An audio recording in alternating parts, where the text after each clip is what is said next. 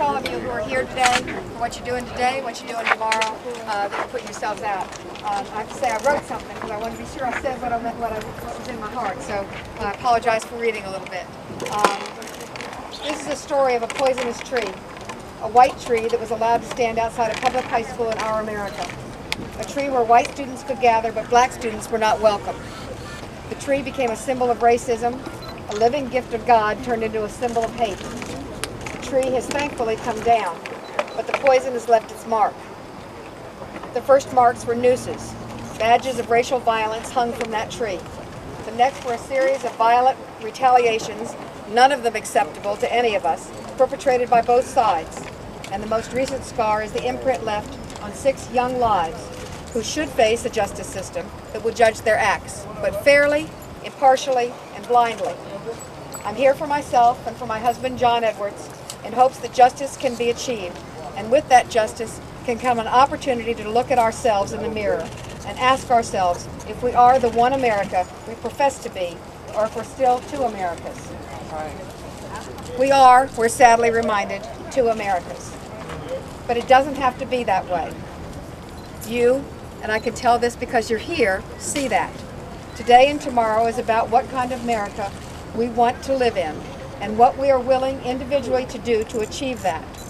You're people from all walks of life, students from Benedict and students from Allen, people coming from their lives are doing this.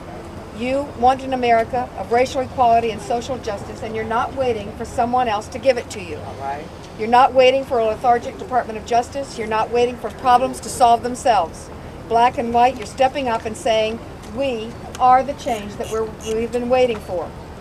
For you, as for Martin Luther King in his letter from the Birmingham jail, said that injustice anywhere is a threat to justice everywhere.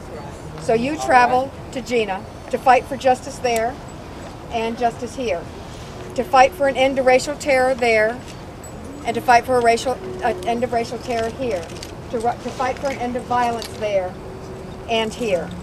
You are taking time away from your work, from your school, from your families, from your communities, and you're traveling 12 hard hours down to a tiny town in Louisiana, because this is not just about those boys.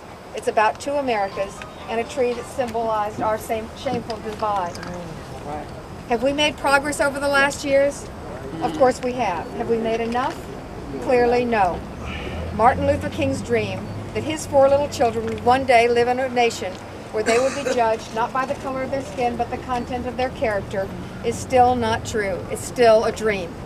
2 generations later, 6 children from Jena can attest to that. But we still believe, don't we? Because you're here. We still believe in that dream, that the image of the white tree will be replaced, as in King's wonderful image, of black children and white children holding hands and living together as brothers and sisters. That starts today. You go today, the heart of a great and continuing movement, to walk together, not in anger, not with violence, but hand in hand with one another and with the people of Jena, white and black, to heal our racial wounds, to stand up for equal justice, to stand up once and again for one America. I am so proud of each and every one of you. Thank you.